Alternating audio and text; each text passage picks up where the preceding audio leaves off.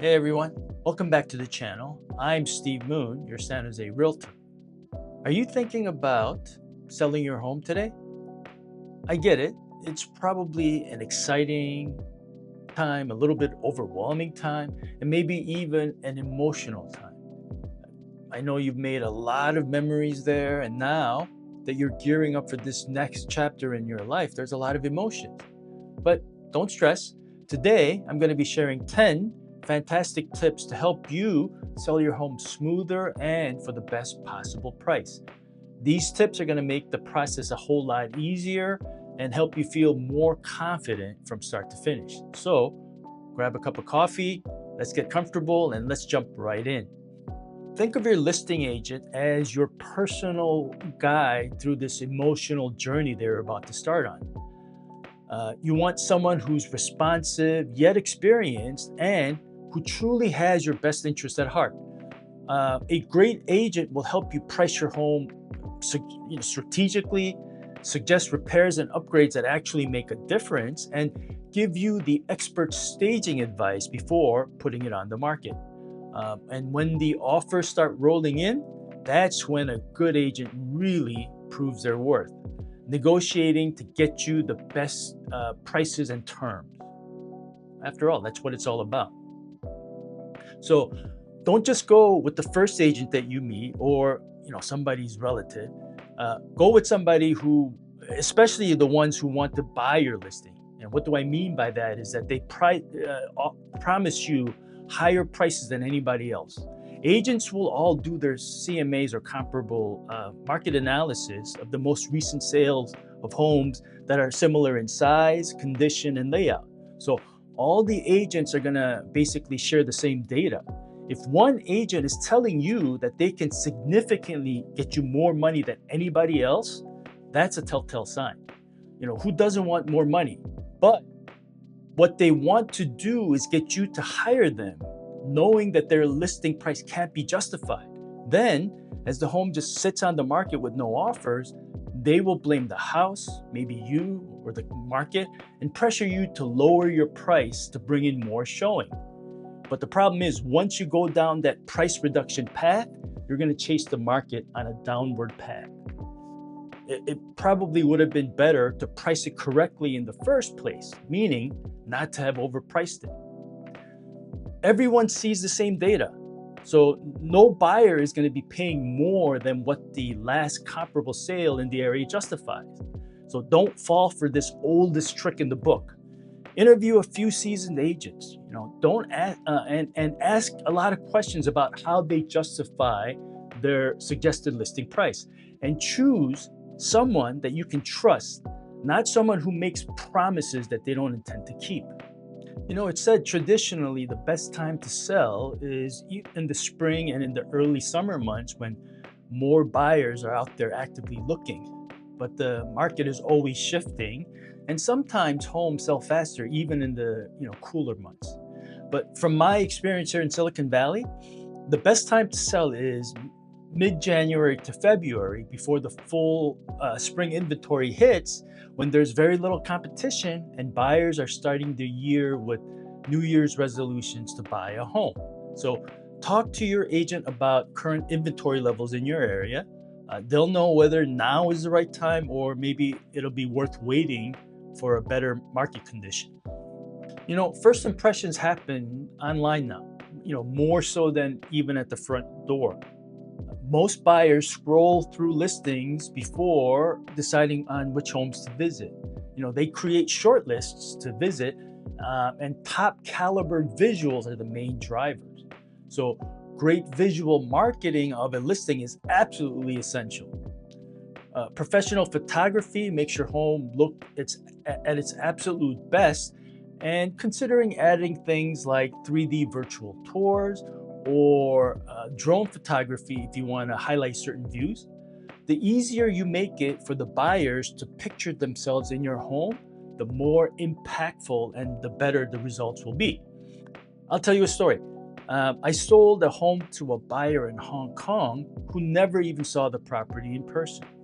They relied on my 3D virtual tour, and they sent in their agent during open houses with the questions that they had and concerns. And they liked what they saw so much that right after the open house, they sent over an offer, which was a good offer, and we accepted and got the house closed. Great visuals sell homes. It's tempting to leave minor repairs for the next owners, but that can also be a turnoff, especially with today's sky high prices. At today's prices, buyers want homes to be turnkey so that they can move right in. Uh, if they see small issues, they might start wondering about if there are bigger, hidden problems that they don't know about, and that may trigger deep discount negotiations. A pre-listing inspection will help fix up some of these things up front. It'll give buyers a peace of mind, and more importantly, it's going to cut off any negotiation trigger points for deep discounts that the buyer may try to engage. Definitely, these inspections are worth their weight in gold many times over. You know that feeling when you drive by a house and you just love how it feels from the outside? Well, that's called curb appeal, and it's huge. Simple fixes, like mowing the lawn, trimming the bushes, or pressure washing the driveway or even the fences, and adding new flowers will make a huge difference. You want buyers to fall in love with your home even before they step inside. Less is more when you're selling your home. Buyers want to see space. They don't want to see your stuff. When you live in your house for many years, you tend to accumulate a bunch of personal stuff. It happens to all of us. It's valuable stuff to you, but to a stranger, it's just junk. And buyers don't want to see junk in their mind's eyes. So go from room to room and remove any unnecessary furniture, any personal items, and anything that makes the space feel cluttered or small. You want to even rent a storage space for extra stuff that won't fit. A clean and spacious home feels bigger and more inviting, which helps buyers picture themselves in this living space with a clear mind's eye. Staging isn't about making your home look like it's some sort of a showroom. It's about helping buyers connect with your space. Your personal taste may not necessarily connect with the potential buyer. Leave this to a professional stager to make your home feel spacious and inviting. But if you cannot bring in a professional, here are a few tricks. Arrange furnitures to create open space, an inviting space. Set your dining tables or maybe add flowers to give it a homey touch. Keep countertops clean and use neutral colors to bring appeal to more buyers. Even small tweaks like this can make your home feel warm and inviting. The key is to make the house feel as inviting to as many people as possible. Because at the end of the day, the more feet you get through the door, the better chances of getting it sold. Neutral is boring, but it's effective. That's why home builders use neutral colors. Once your home is on the market, you never know when a buyer is going to want to see it. So this may be, they may be in town for a couple of days on a weekend to finalize their housing situation because they just got a new job. The goal is to make it as easy as possible for people to come and take a look, as long as it's reasonable, right? At a minimum, keep things clean and clutter-free. Do a quick daily reset, wipe down counters, vacuum, make sure that everything looks tiny. The cleaner your home, the better the impression, the overall impression.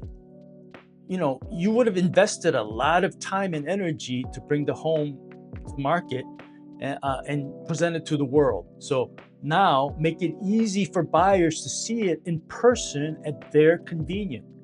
If you limit access to when it's convenient for you, you're going to have a difficult time selling. Buyers don't always work on your schedule. So being open-minded to last-minute showings can really help your home sell faster. All that marketing and staging and everything is meaningless if you don't let people in to see it with their own eyes. The goal here is to make it easy for the consumer and not necessarily for the seller. It's just part of the process. To make it easier, keep like a 20-minute tidy routine. Load the dishwashers, wipe down the counters, toss loose items into a basket in the corner, make the bed, of course, take out the trash and make sure there's no odor. Grab your pets and take them with you before you're heading out. The more flexible you are, the more potential buyers you're going to attract. It's a numbers game. The more feet you get through the door means the higher the chances of you selling your home. When you get an offer, don't wait too long to respond. Buyers have options, especially today, and hesitation can cost you a great deal. So know in advance what terms you're willing to accept and what you're not, and get ready to negotiate smartly.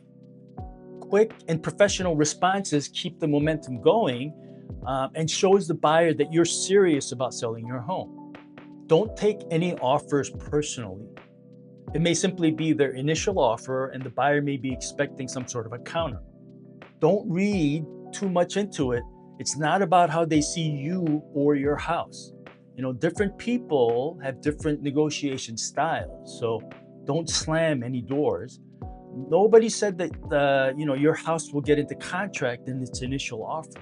It's a process, and it could take longer than you had anticipated. Be patient. And there you go. The 10 fantastic tips for selling your home. I know that selling can feel overwhelming, but with the right strategy and the right agent, it doesn't have to be that way.